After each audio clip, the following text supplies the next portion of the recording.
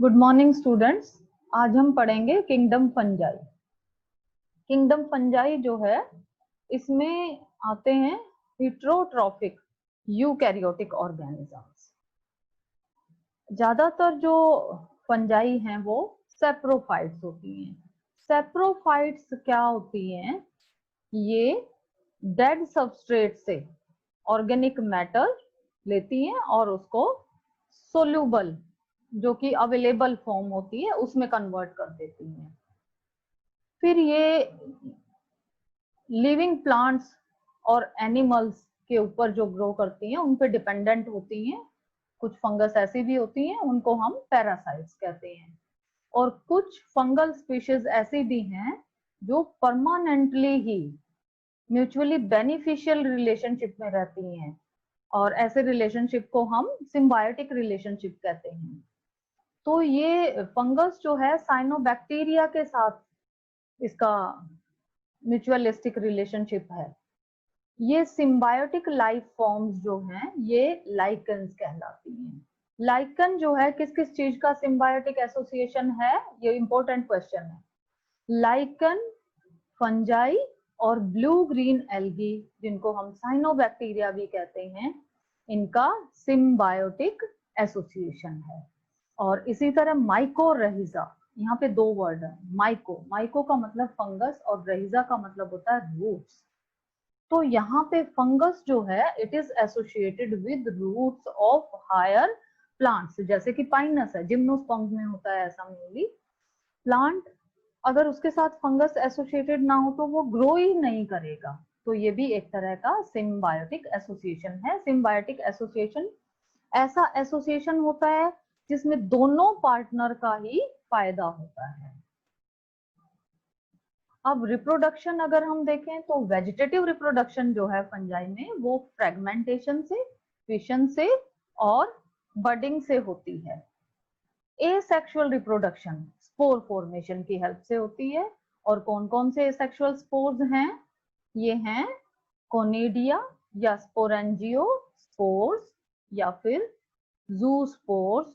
और sexual reproduction जो है वो oospores, एस्कोस्पोर्स या बेसिडियोस्पोर्स की हेल्प से होती है। फिर इनकी जो सेक्सुअल साइकिल है उसमें 3 स्टेजेस हैं। और जो स्पोर्स प्रोड्यूस होते हैं वो फ्रूटिंग बॉडीज में डिस्टिंक्ट स्ट्रक्चर्स हैं जिनमें स्पोर्स प्रोड्यूस होते हैं। अब सेक्सुअल साइकिल की 3 स्टेजेस अगर हम करें, सबसे पहला स्टेप इसमें होता है कि प्रोटोप्लाज्म दो फंजाई के मोटाइल हो या नॉन मोटाइल गैमेट्स हो, उनके प्रोटोप्लाज्म फ्यूज कर जाएंगे और ये प्रोसेस कहलाती है प्लाज्मोगैमी। सेकंड जो प्रोसेस है वो है कैरियोगैमी। प्लाज्मो यानी प्रोटोप्लाज्म और गैमा का मतलब होता है मैरिज या फ्यूजन। तो यहाँ फ्यूजन ऑफ प्रोटोप्लाज्म हुआ। अब ये कैरियोगैमी, कैरियोन का मतलब न्यूक्लियस और गैमा फ्यूजन हो गया। तो यहाँ पे न्यूक्लियर फ्यूजन हो गया। अब न्यूक्लियर फ्यूजन के बाद क्या बन जाता है? जाइगोट बन जाता है। अब इस जाइगोट का सेल डिवीजन होगा मियोसिस से। और जब भी मियोटिक सेल डिवीजन होता है तो जो रिजल्टिंग स्ट्रक्चर बनती है वो हमेशा हैप्लॉइड बनती है। क्यों ऐसा होता है? क्योंकि मियोसिस जो है ये रिडक्शनल डिवीजन है। क्रोमोसोम्स का नंबर हाफ रह जाता है, रिड्यूस हो जाता है इसमें। जब कोई भी फंगस सेक्सुअली अगर रिप्रोड्यूस करती है तो क्या होता है? 2 हैप्लॉइड हाइफी होनी चाहिए, कंपैटिबल मेटिंग टाइप की ही। एक प्लस टाइप और एक माइनस टाइप होती है, एक ही ग्रुप से बिलोंग करना चाहिए उनको। दे विल कम टुगेदर और फिर फ्यूज करेंगी। फ्यूजन में हमने ये पढ़ा कि पहले प्लाज्मोगैमी होगी और उसके बाद कैरियोगैमी और फिर जाइगोट बन जाता है। तो फ्यूजन ऑफ 2 हैप्लॉइड सेल्स, इससे क्या बन जाएगा?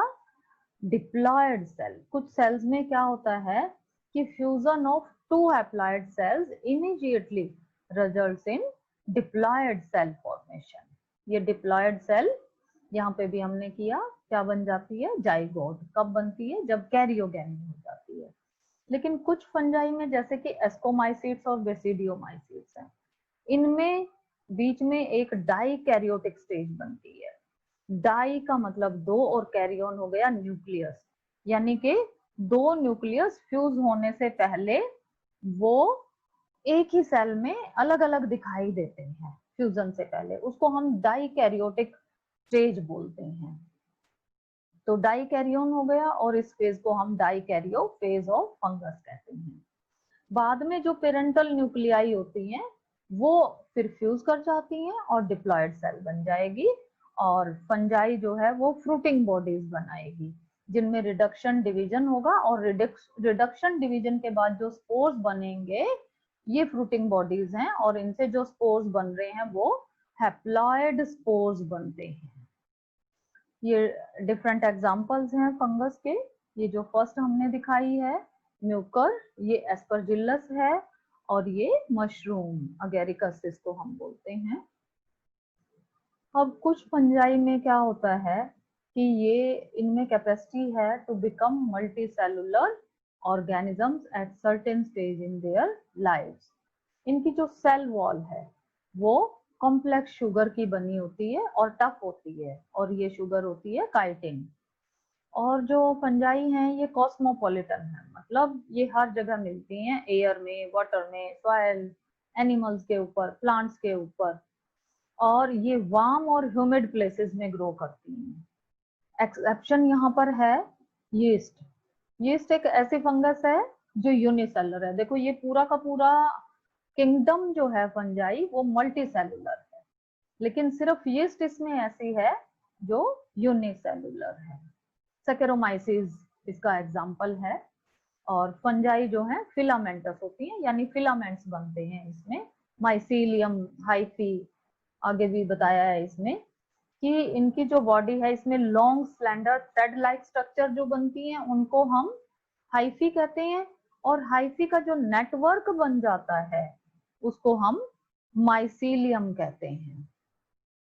अब कुछ ऐसी फंजाई भी होती हैं जिनमें कंटिन्यूअस ट्यूब्स होती हैं और मल्टी न्यूक्लिएटेड साइटोप्लाज्म होता है, तो ऐसी हाइफी को हम सिनोसिटिक हाइफी कहेंगे।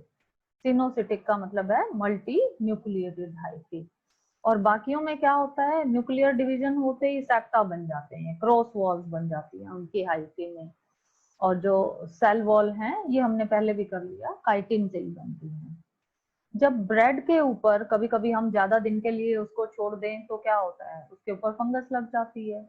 और ऑरेंज अगर ज्यादा दिन रखा रह जाए तो गल जाता है ना वो, ये भी फंगस की वजह से ही है।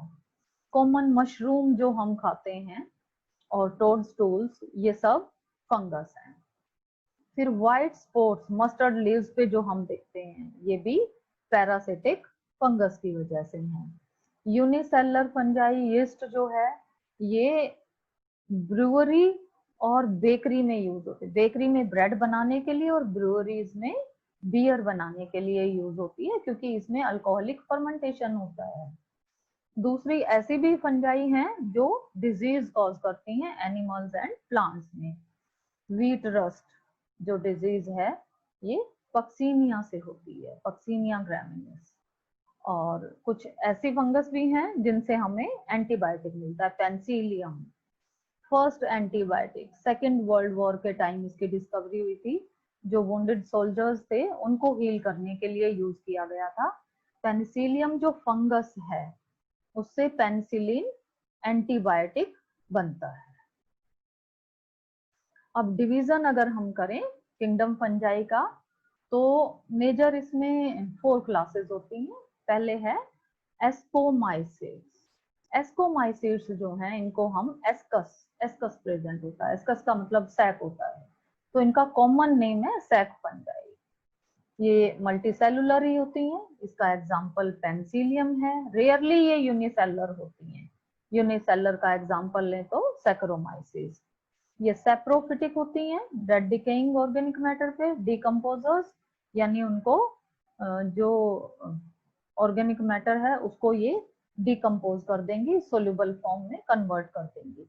पैरासिटिक मतलब एनिमल्स और प्लांट्स के ऊपर उन्हीं से न्यूट्रिशन ड्रॉ करती हैं। ये तो पैरासिटिक हो गई। और कोप्रोफिलस का मतलब होता है ग्रोइंग ऑन डंग। फिर एसेक्सुअल स्पोर्स इनमें कोनिडिया की फॉर्म में होते हैं, ये एक्सोजीनसली बनते हैं। ये देखो ऑन कोनिडियोफोर, ये जो स्टॉक है इसको हम कोनिडियोफोर कहते हैं। और इसके ऊपर एक्सो का मतलब एक्स आ गया ना, जिसमें वो बाहर होता है, तो ये इसके ऊपर बाहर की तरफ प्रोड्यूस हो रहे हैं, एक्सोजीनसली प्रोड्यूस हो रहे हैं कोनिडियोस्पोर्स, और ये एसेक्सुअल स्पोर्स हैं।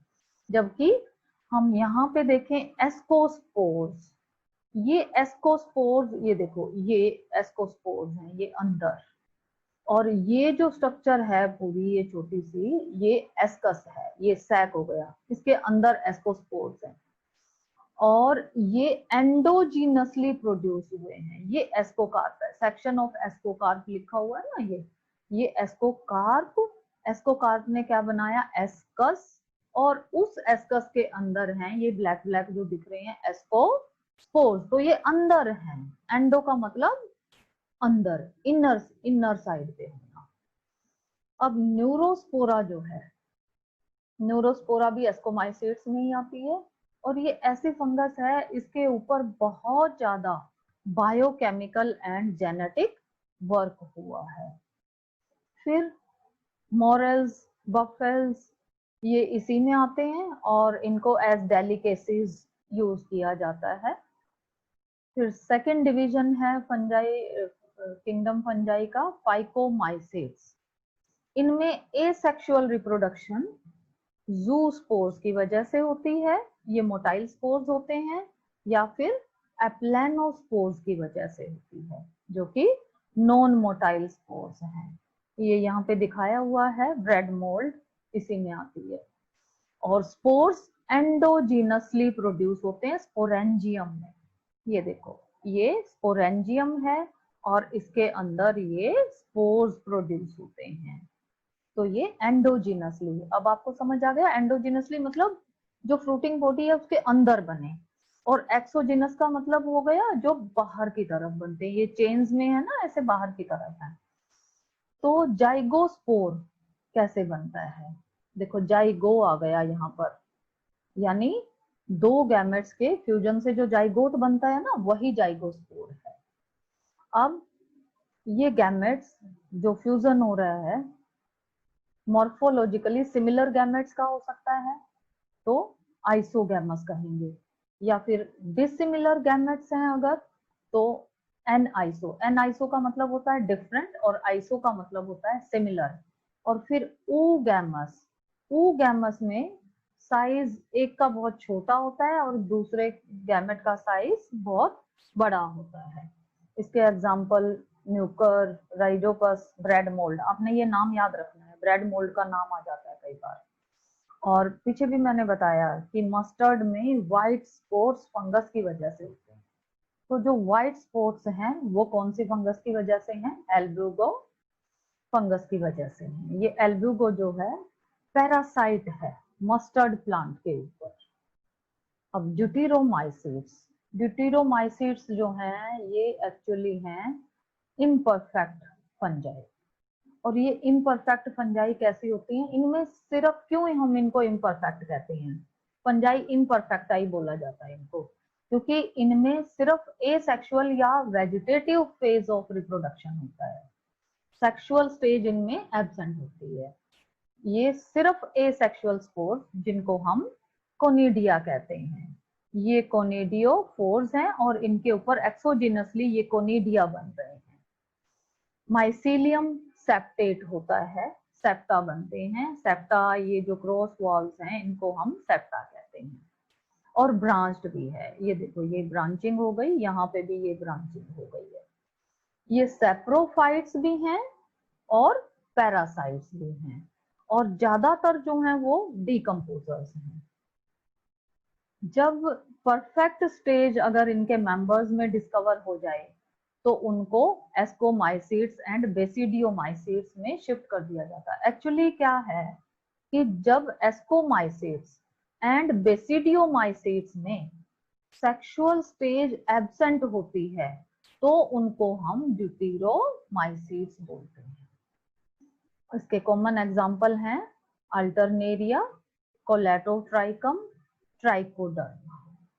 अब बेसिडियोमाइसिट्स, इनमें जो आती हैं वो मशरूम्स, ब्रैकेट फंजाई और पफ बॉल्स आती हैं।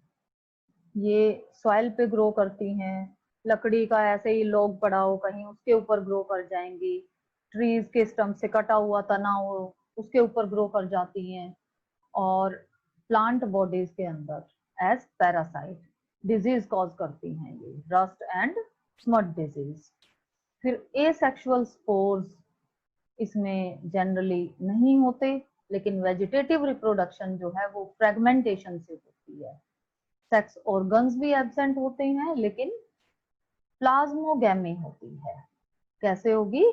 Bye fusion of two vegetative cells. Vegetative या सोमैटिक एक ही बात होता है। डिफरेंट स्ट्रेन्स इकट्ठे आएंगे और जो स्ट्रक्चर बनेगी वो डाइकैरियोटिक स्टेज। बिल्कुल शुरू में हमने डिस्कस किया था कि दो न्यूक्लियाई इकट्ठी आ जाती हैं फ्यूजन से पहले, एक ही सेल में दो न्यूक्लियस का होना, दैट इज डाइकैरियोटिक स्टेज। ये देखो, ये दिखाई है हमने ब्रैकेट फंजाई, ये पफ बॉल्स दिखाई हैं, ये टोडस्टूल्स, और ये दिखा रखा है ये बेसिडियम है, और इस बेसिडियम के ऊपर ये देखो ये बेसिडियोस्पोर्स प्रेजेंट हैं। तो इसमें आपने ये एग्जांपल्स याद रखने हैं कि कौन कौन सी fungi, bracket fungi, puff balls, toadstools किस में आती हैं? बेसिडियोमाइसिट्स में